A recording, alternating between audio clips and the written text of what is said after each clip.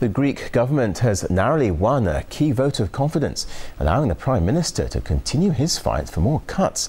Parliament now has to decide whether to impose austerity measures worth billions of euro in order to secure a second EU bailout, a lifeline for the country's paralysed economy.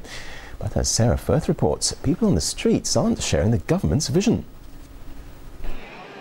It's considered by many to be the birthplace of democracy. But in Greece now, the widening gap between the aims of the people and the government is proving explosive. We are a mix of people that have not political colours, and we are here all together to say that we cannot be under this pressure. We cannot hold the measures, the economical measures that they take for us without us, and we want to take our lives back. Demonstrations are held on the central square now on a daily basis, with some of the protests turning violent. But protesters say the suffocating tear gas is nothing compared to the austerity measures that they feel are strangling their economy. The people are being refused their right to judge what policies are going to be implemented upon them. And, of course, the Greek government is an accomplice to this loss of popular sovereignty. I mean, we're not anymore, in the proper sense, a sovereign country.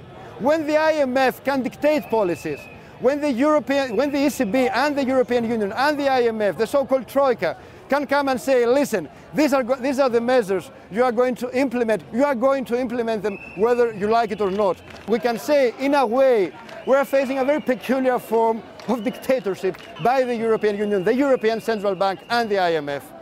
Euro finance chiefs are desperate not to see the first Eurozone sovereign default, and there are rising concerns about the crisis that could trigger throughout Europe.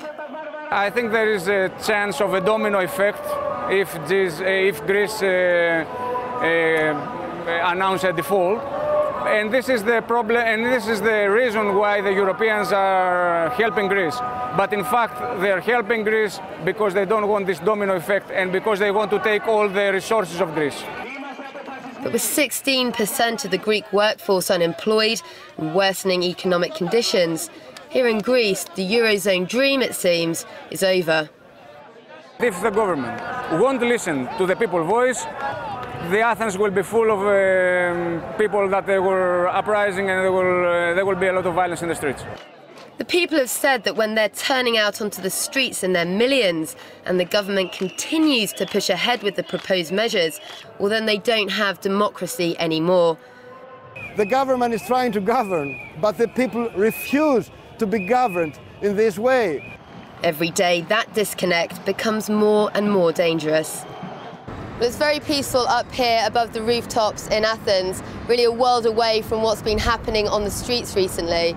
The question a lot of people have been asking is just when will Greece reach boiling point? Well, anyone who was on the streets of Athens to witness that violence will know that it's already past that point. The question a lot of people are now asking is really how much further does this go? Sarah Firth, RT, Athens.